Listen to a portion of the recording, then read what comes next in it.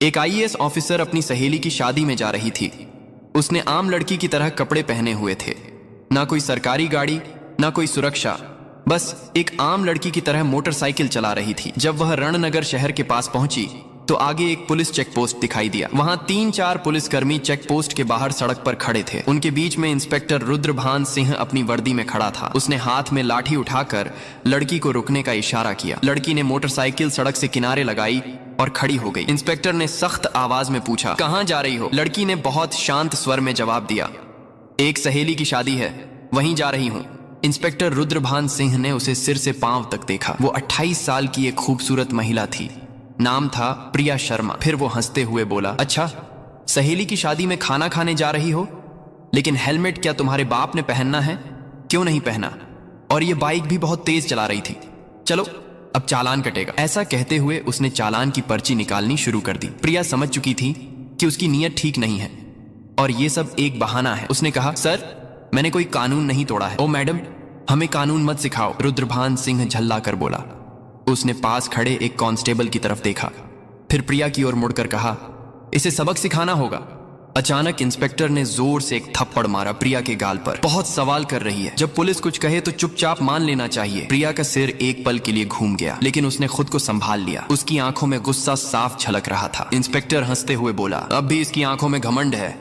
ऐसे कितनों को ठीक कर चुका हूं, इसे अच्छी तरह से सबक सिखाना होगा। एक कांस्टेबल आगे आया और बोला, सर, इसे थाने ले चलते हैं, वहीं इसका इलाज होगा, तब समझेगी कि पुलिस से कैसे बात की जाती है। फिर एक और कांस्टेबल ने प्रिया का हाथ पकड़कर खींचते हुए कहा, चलो गाड़ी में बैठो। प्रिया ने झटके से अपना हाथ छुड़ाया और गुस्से में बोली, हाथ लगाने की कोशिश मत करना, वरना अंजाम अच्छा नहीं होगा। इंस्पेक्टर और भड़क गया। उसने एक और कांस्टेबल से कहा, देखो इसका घमंड। कांस्टेबल आगे बढ़ा, प्रिया का बाल पकड़कर उसे खींचने लगा। प्रिया दर्द से कराह उठी।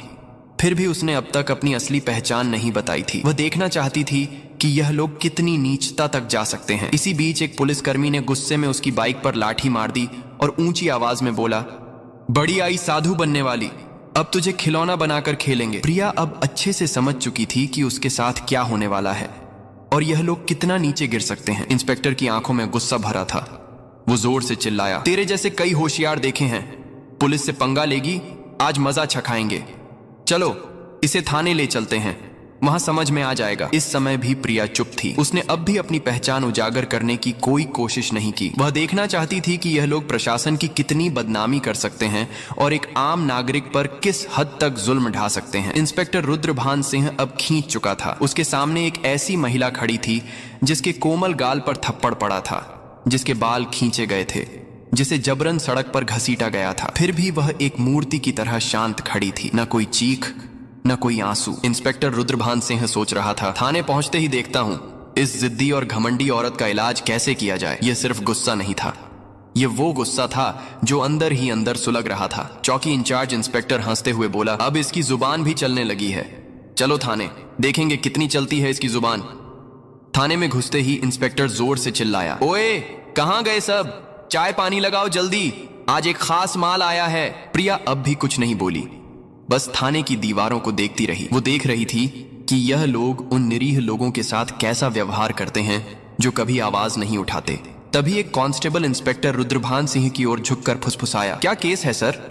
इंस्पेक्टर ने हंसते हुए कहा, अरे कुछ भी नहीं, स्पीड ब्रेक करो या हेलमेट का बहाना मारो, जो मन हो लिख दो, बस अनवर करना है और इसका घमंड तोड़ना है, ज्यादा सवाल मत कर। प्रिया सब कुछ सुन रही थी, लेकिन उसकी आंखें अब भी चुप थीं, मानो वो चाहती थी कि पुलिस की यह गिरावट खुद उनके ही मुंह से उजागर हो। इंस्पेक्टर कुर्सी पर बैठा, हाथ में पेन लिया और टेबल पर घुमाने लगा। फिर प्रिया की ओर देखकर पूछा, नाम क्या है, कहां रहती है, किसकी बेटी है? प्रिया चुप रही। फिर इंस्पेक्टर बोला, सुनाई नहीं देता, नाम क्या है तेरा? लेकिन प्रिया की चुप्पी अब भी पत्थर की दीवार जैसी अडिग। तभी इंस्पेक्टर ने जोर से मेज पर हाथ मारा, इतनी जोर से कि आवाज पूरे थाने में गूंज उठी। फिर गुस्से से चिल्लाया, सुनाई नहीं देता, नाम बता जल्दी। प्रिया ने मुंह घुमाकर शांत स्वर में उत्तर दिया, जी सुमिता शर्मा। इंस्पेक्टर उसके चेहरे की ओर देखकर हंसते हुए बोला, हो बड़ी चालाक लड़की है तू, झूठ बोलने में तुझे खासा तजुर्बा है, लेकिन याद रख ज्यादा होशियारी महंगी पड़ती है।